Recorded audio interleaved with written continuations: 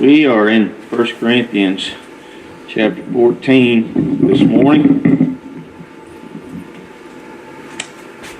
A lot of our folks gone today. I know last week when we were talking about our dinner tonight, about half the men said, we're not going to be there next Sunday. So we've got a lot of folks traveling and out and about, so we need to keep all those folks in our prayers. It's been an interesting week.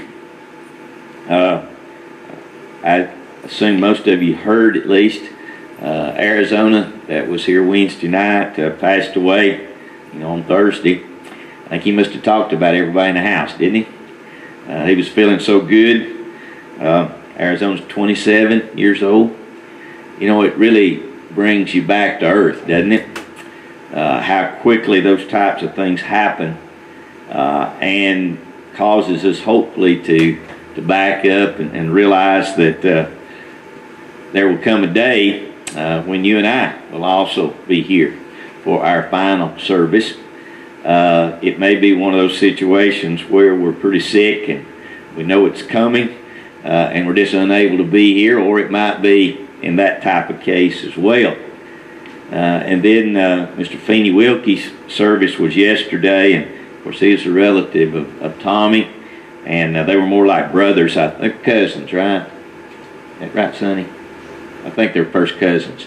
I think Feeney's mother is a sister to Ray, I think. I don't have it mixed up. But anyway, more like brothers, and so it's been really hard on Tommy. But he was 79, so a little more understandable, but yet at the same time came pretty quickly.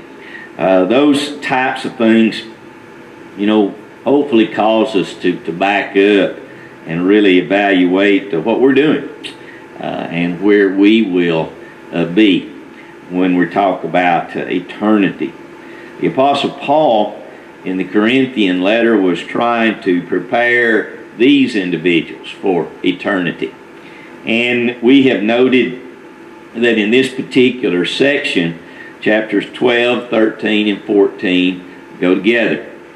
He's talking here about the charismatic or the miraculous gifts or abilities that these folks had. And there was a problem with those that thought, because they had the ability to speak in different tongues or different languages, that they were superior to those that did not have that same or a similar ability. So it was just another one of those issues that was taking place in the Corinthian church that Paul was addressing here. Now, when we get into chapter 13 that Marshall read for us, we've talked about the fact that this is the sandwiched between 12 and 14. But Paul obviously put it there for a reason. And although we might not know all of the reasons, we talked last week about the fact that love is the undergirding or the foundation principle of all that we do. We, as Christians, when we obey the gospel, we're responding to the love of God. And it is our love for God and our love for the church that keeps us faithful and helps us to live each and every day the way that we ought to live. And in verse 13 of chapter 13, he says, "And now abide faith, hope, love, these three, but the greatest of these is love." And we talked quite a bit about that last week as to the reason for that. And basically, love is the greatest because it is the one that activates the other two and causes them to function properly for the benefit of the whole body. So faith without love, hope without love is not going to cause us to live the way that we ought to live. So this brings us back now into chapter 14. And in fact, if you look back at the last verse in chapter 12. But earnestly desire the best gifts, and yet I show you a more excellent way. Now jump down to verse 1 of chapter 14. Pursue love and desire spiritual gifts, but especially that you may prophesy. So those two connect together.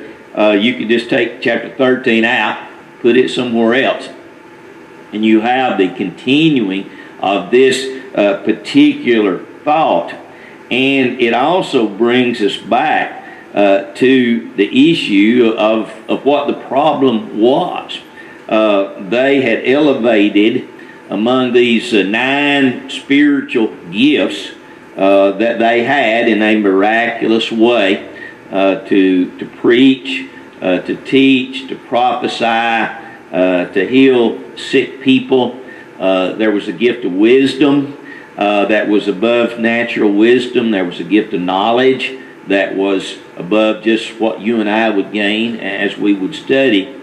But all of these gifts were to work together, and they had decided that the greatest of these was the ability to speak in these different languages. And it probably was the more exciting of all of these gifts. It was probably one that would gain greater attention. For the gift of prophecy, and that's what Paul is going to reveal to them and to us in this chapter 14, was the one that allowed people to know what they needed to do to be saved. And if you had to pick the greatest, then it would be prophecy. But simply because that was inspired preaching, it wouldn't be showy. it wouldn't be per se recognizable in the same way that it would be if Sebring got up here and started talking in Italian or German or what, Now that would be amazing, right? Since he can't handle English very well. But if I was able to, I remember there was a debate, and the debate was between with a guy in Woods. Some of you might have had the opportunity to hear Brother Woods. He's been dead and gone now for many, many years, but he was absolutely brilliant.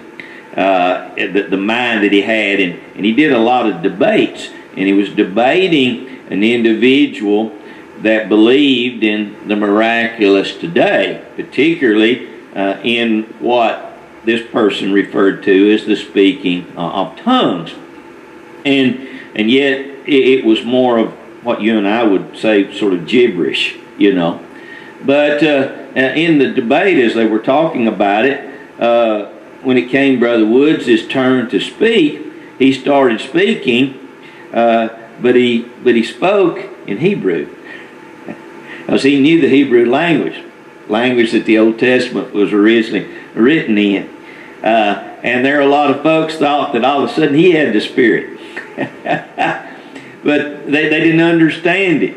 But he used that point to make a point that what's talked about here was not some sort of a gibberish that nobody could understand, but it was actually a language. And Paul actually deals with that here, pointing out that, if it can't be understood, if I had the ability, and I surely don't, although I studied Greek a lot, but if I had the ability to teach this lesson in Greek, how many of you get anything out of it? I don't think any of you, right? So that's his point.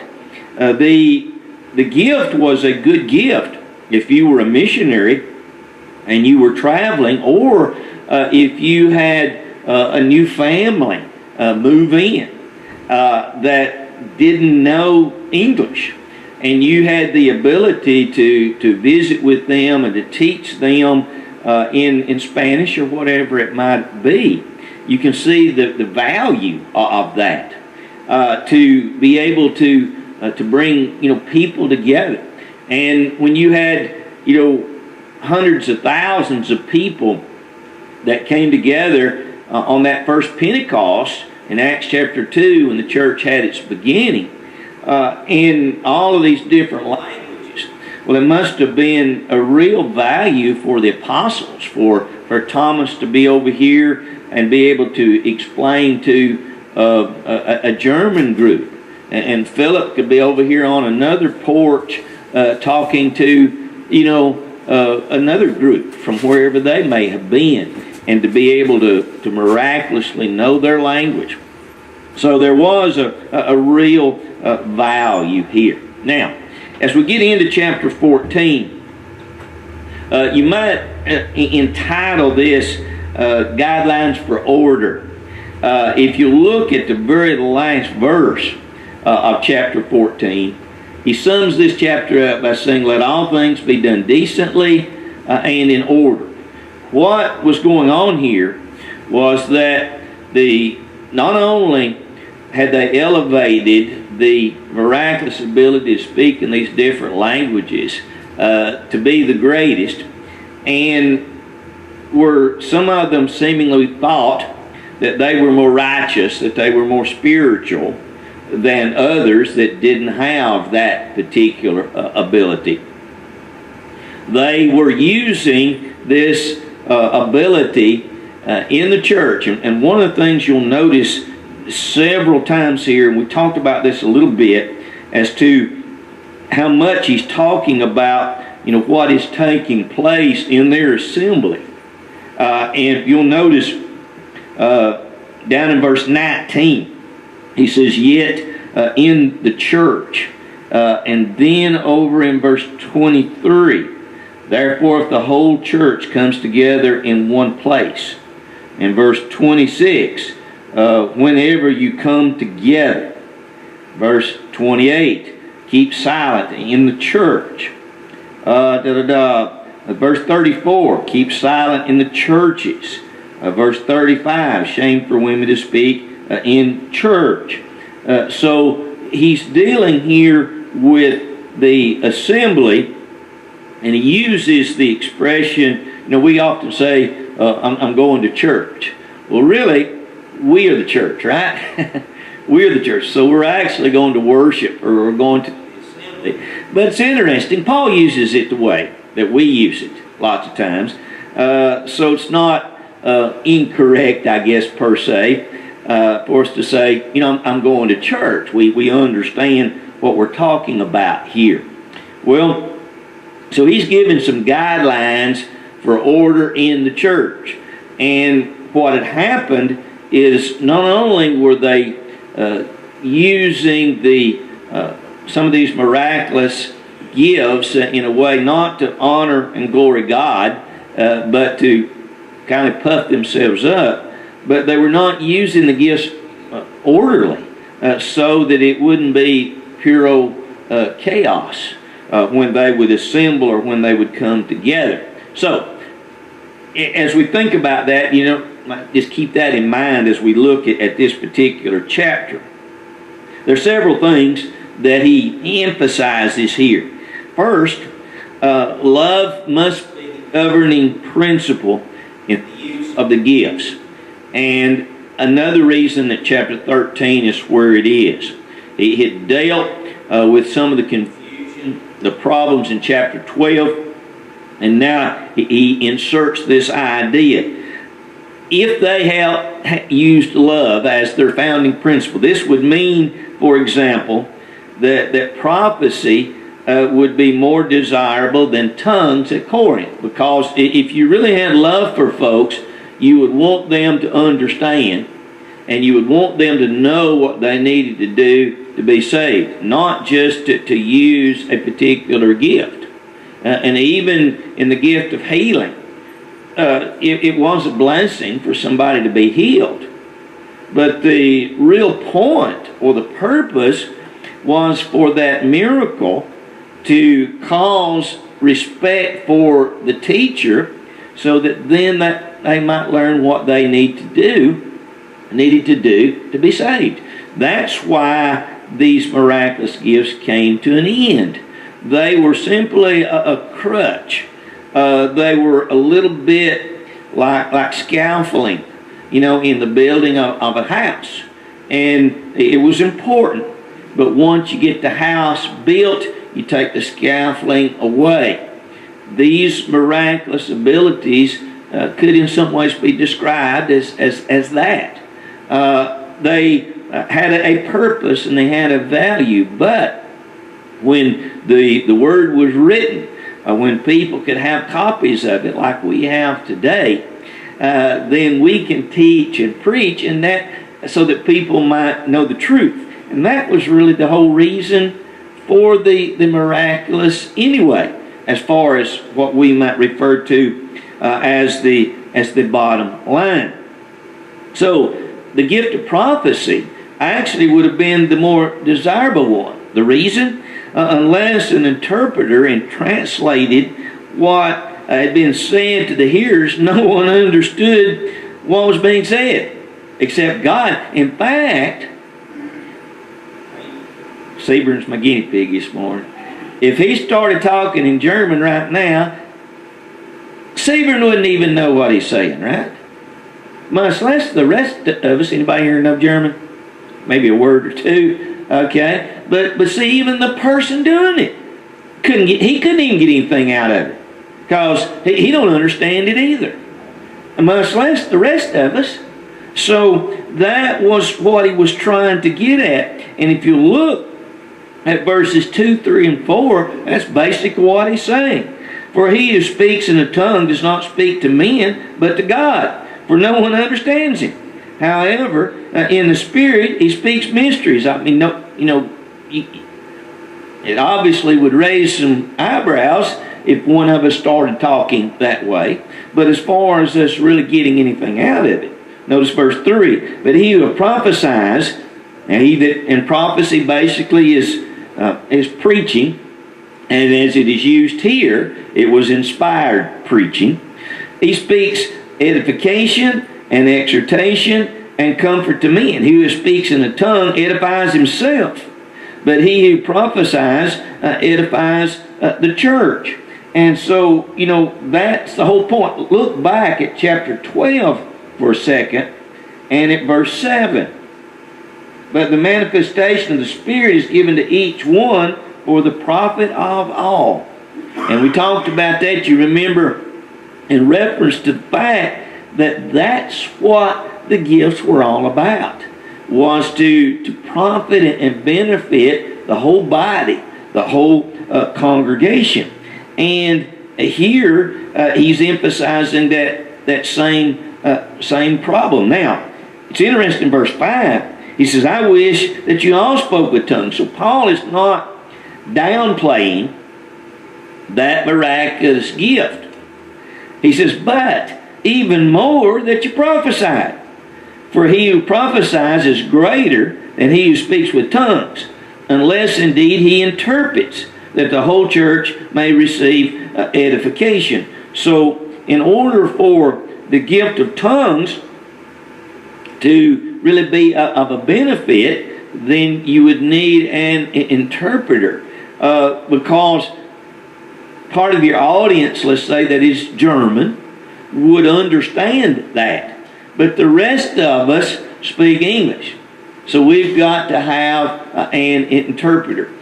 In the few mission trips that I've been able to take in the preaching services, and I even had a chance in Honduras to sort of go house to house, and I had an interpreter with me. And, if there's other English-speaking folks there, as I would speak, they knew exactly what I was saying.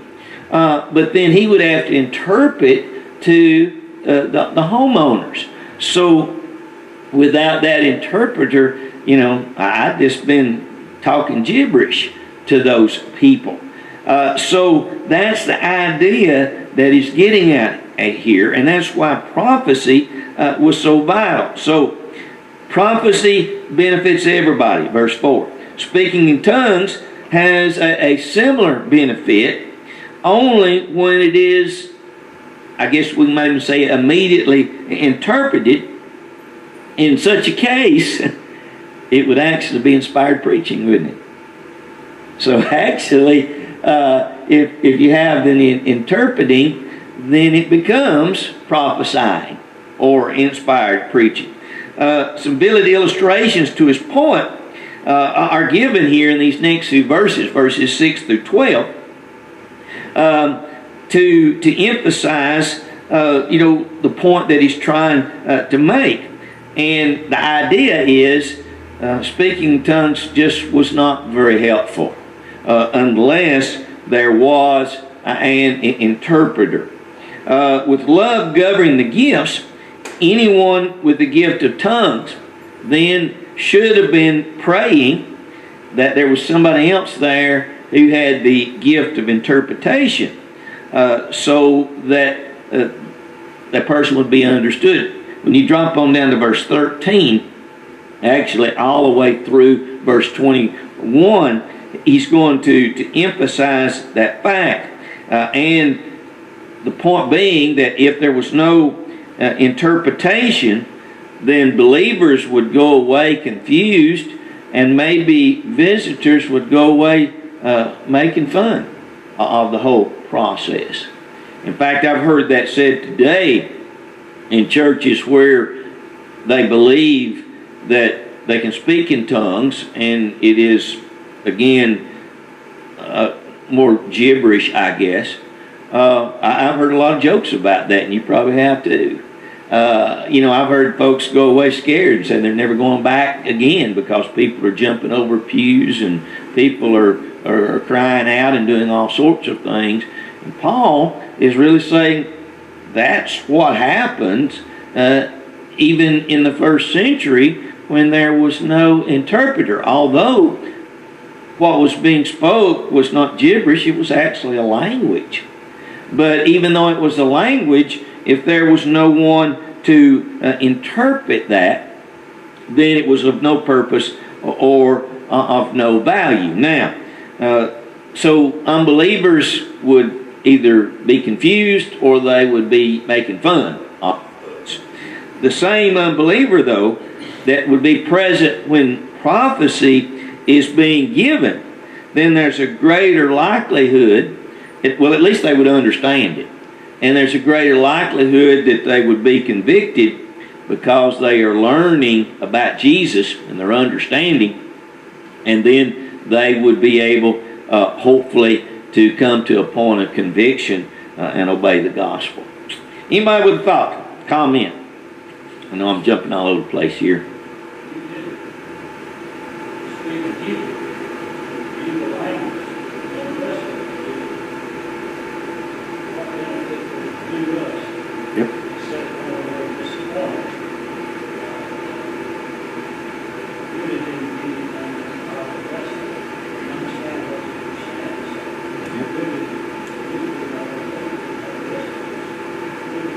Exactly.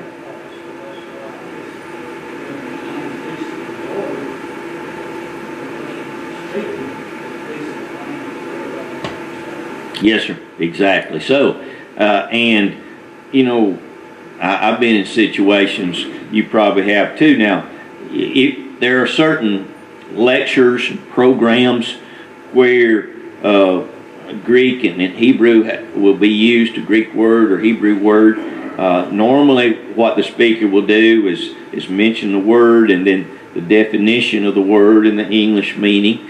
But it could turn out to be somebody just showing off, if they were not doing that. The benefit of knowing those languages today is for deeper study and deeper understanding, and occasionally the knowing the Greek word and the definition really opens a passage up. So there's a place for that, and there's a place for people to study it and to use it.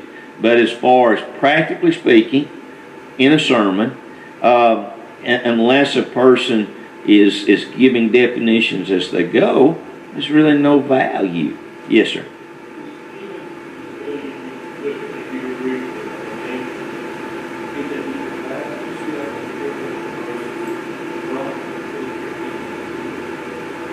Okay.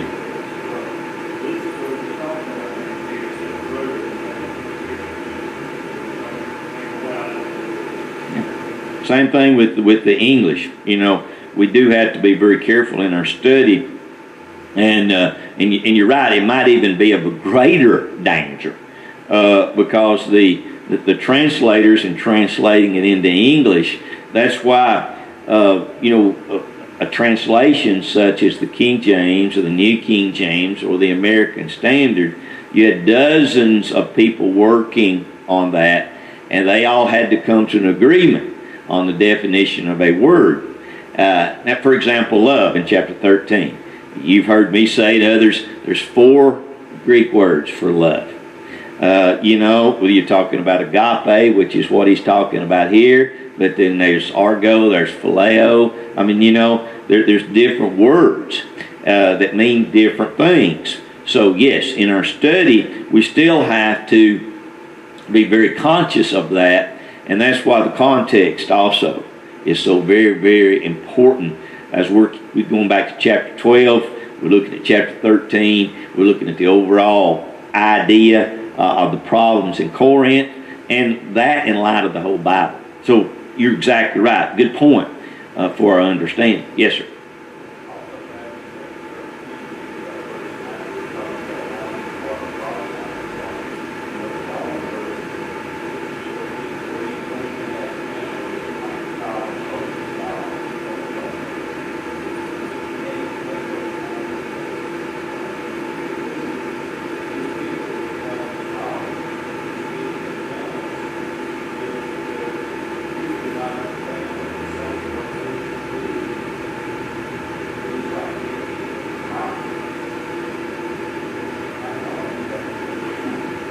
And what happens, exactly right, and what happens is the service becomes a show. It becomes a show. Yeah. That, when I was at Freed-Hardeman, Brother Gardner was the president of Freed-Hardeman College at that time, now university. That was his favorite verse. Come to chapel, boy, if everybody wasn't in their seat on time, he'd quote, "We need to do everything decently in order." You went to school there, you knew that verse. You knew that verse by heart. Because he would use it, at least I think, once a week on us. Here, it really fits in, doesn't it? In reference. In fact, point number 2 is the Corinthians had to observe some specific rules about the use of these gifts. And he talks about that. Only a few were to be displayed at any one service. On down verses 26, 27, and so he talks about only 2 or 3 were to be used at a time. In other words, everybody in the house wouldn't be talking at the same time. Okay? It would be true of prophecy. It was true of interpretation. It was true with those that could speak in these different languages. So it would not become a chaotic competition for attention. And he says if no one had the gift of interpretation that was present, on down to verse 28, then the tongue speakers were to keep silent. So there were situations wherein if, I'll leave Sebring alone, use Alvin now. If Alvin had the ability to speak in a language, but if Sean wasn't there, he had the ability to interpret, then Alvin is to be quiet. So it also proves that it's controllable. What is claimed today in the charismatic movement is that the Spirit comes over people and they can't control it. That's not what this was. So whatever happens today is not what was happening here. They had the ability. Alvin could control it. And unless Sean was there, or Tommy, or John, or somebody else that had the ability to interpret, they were to be quiet and not to make a scene or a show. Thirdly, all possessors of these gifts were to acknowledge that these gifts could be controlled, regardless of what it is. If not, then there's no way that they could have obeyed Paul's command to keep silent, which he did, and he put this restriction upon the ladies particularly, but it would have applied to the men as well if there was no interpreter. And that brings me to the fourth point. In services where these gifts were being used, women were forbidden to speak out, verses 33 through 35. Now this goes right back to some of the things that we find in 1 Timothy in reference to men taking the leadership, doing the preaching and the teaching and the leading, prayers and other things, mentions particularly prayer there in 1 Timothy.